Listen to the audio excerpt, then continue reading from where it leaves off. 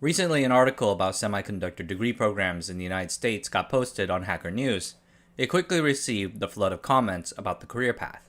I was really struck by just how negative they were. Here's one. If you're a fab person, you'll work long hours, be on call often, and you'll get woken up often, and eventually will own a tool that you'll be responsible for even when not on call. Lots of abusive and pathological behavior as well. Here's another one discussing the long-term career prospects of a TSMC engineer. Spoiler alert, they say it sucks. A PhD is mandatory, postdoctorate experience is also mandatory, and you also have to put 10 plus years in an R&D sweatshop. To sum it all up, another comment asserts that semiconductors are a problematic career with long hours, subpar labor practices, and low pay. People with other skills get out. It makes it sound like it's a prison camp here. Today, American politicians and social elites can't shut up about building fabs for semiconductor independency and finding industry talents to staff those new fabs. But how can America reclaim its title as a world leader in semiconductor manufacturing if Americans actively discourage their peers from joining it? In this video, just a few thoughts that I've been thinking on with regards to semiconductor manufacturing careers. But first, a sponsor read for the Asianometry newsletter. Check out the newsletter for full scripts of previously released videos and additional commentary after the release. I think there are over 10,000 signups right now, which is pretty cool. The sign-up link is in the video description below. I try to put one out every week, maybe two. Alright, back to the show. Before we get started, I have to say, not everyone at TSMC or Samsung works on the manufacturing line, and the workers for these jobs can't smoothly switch between them. Broadly speaking, the semiconductor industry has manufacturing and design jobs. Design jobs help create the designs that the foundries fab out into real chips. Manufacturing jobs are the guys who might have to put on a clean suit and go into the fabs. Interestingly enough, TSMC hires a lot of IC design engineers to work with customers on how to best prepare their chips for fabrication. They also hire a lot of software developers too. For instance, they hire AI engineers to develop algorithms that help make their machines perform better. I would say that these non-manufacturing jobs are a lot like software engineering. You sit in a comfortable air-conditioned office or work from home and earn lots of money. These jobs are fine. Let's talk about the other kind. The goal of semiconductor manufacturing is to deliver extremely complicated products at staggering scale. This requires a lot of operations discipline. Companies like Intel, Samsung, and TSMC succeed on the back of military-style execution. So what are these manufacturing jobs like? I can only describe what I see here in Taiwan. On the manufacturing lines, there are two types of workers. First, you have line technicians and operators, led by a foreman. Their responsibilities are to debug manufacturing issues, operate the line, and inspect products. In Taiwan, these guys work 2 days on, 2 days off, 12-hour shifts from 7 a.m. to 7 p.m. and vice versa. This is legal in Taiwan, as it also is in the United States, though some state laws will require overtime pay. You only need a high school or vocational school degree for these jobs. However, the internal job progression for this track is somewhat limited. People can ascend to foreman status, but that's about it. Some TSMC people here spend years as a foreman, living life. The pay is significantly better than what someone can get working at 7-Eleven, though I wouldn't say a 7-Eleven job here in Taiwan would have anywhere near the anxiety and high pressure of being a foreman of a TSMC manufacturing line. Except maybe at rush hour when everyone needs their coffee. And then there are the engineers. They co-work with the technicians to guide the manufacturing process flow and fix problems. TSMC employs several major categories of engineers. Process engineers inspect and analyze the various processes in semiconductor manufacturing. They need to optimize the processes' variables and test for optimizations. When yield rates are low, this guy's life is hard. Equipment engineers monitor and inspect the equipment and are on the hook when it breaks. They do require a technical degree, but it does not always have to be in electrical engineering. In Taiwan, equipment engineers will go to the temple, Taiwan is full of them, and buy charms in hopes of making the device act more obedient. R&D engineers work in new product development. They are in a race against time and the competition to create new processes and products.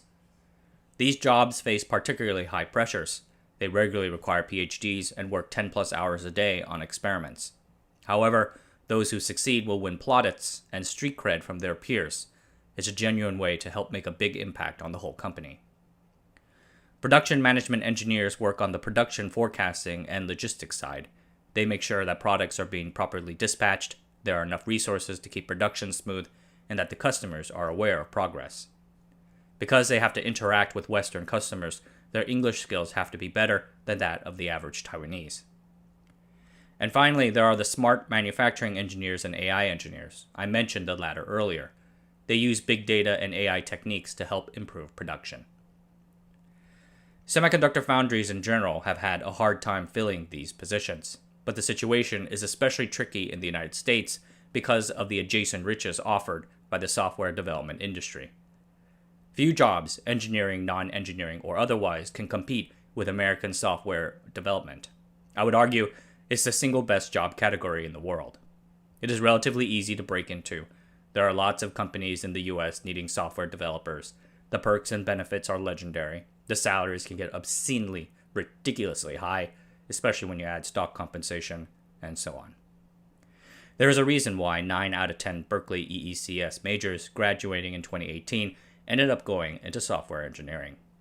EECS literally has electrical engineering in it, yet for them, EE is just an intriguing extra thing they have to do before joining Google or Meta. Or, if they do stay in the semiconductor field, which is rare, many of them end up going into chip design, which has a lot in common with software development. It makes sense. Working on the semiconductor manufacturing line may require them to put on a clean suit and head into the factory.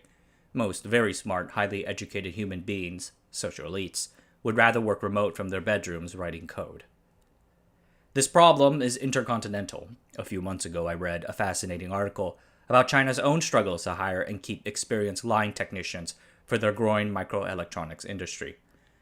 Their youngest and brightest workers in Shanghai tried out the industry and decided that they'd rather go be software developers for some of China's massive tech giants. It beats having to wear a clean suit every time. It's a problem even in Taiwan, where people are obsessed with TSMC. What track and field is to Jamaica is what electrical engineering is to Taiwan. The entire force of Taiwanese society pushes their young people into it. Every Taiwanese parent thinks of TSMC as an American parent might think of Google or Apple. And yet, despite this, the Taiwanese company has to deal with substantial turnover in its technician and engineer ranks. It is a very demanding work culture. Americans have been experiencing this as TSMC expands into Arizona. A few months ago, a Glassdoor review left by an American training at TSMC went viral. I read it, and it feels to be a pretty fair and even-handed review of the culture clashes. Even here, people brought up in this culture leave all the time. The growing presence of various chip design companies in Taiwan are making it easier for those talents to jump ship.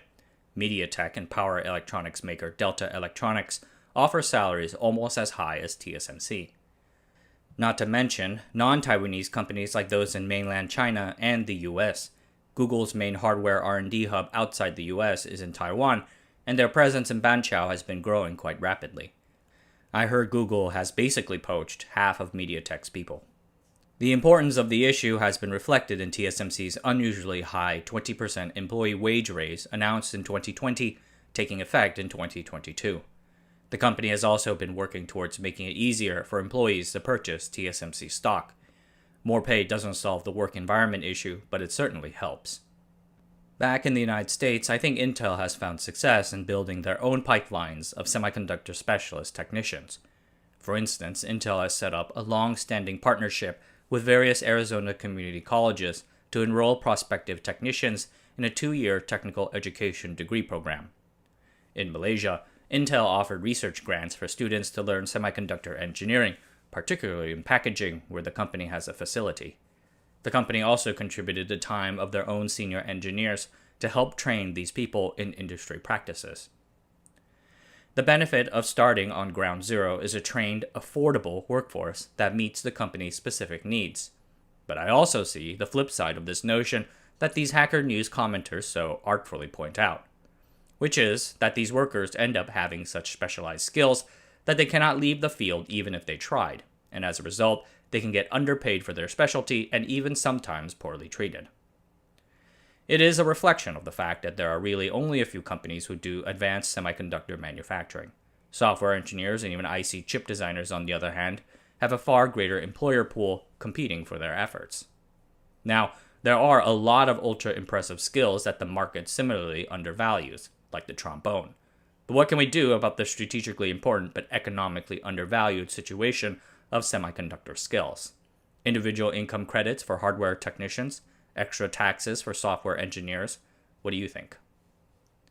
Now that leads into another point, immigration.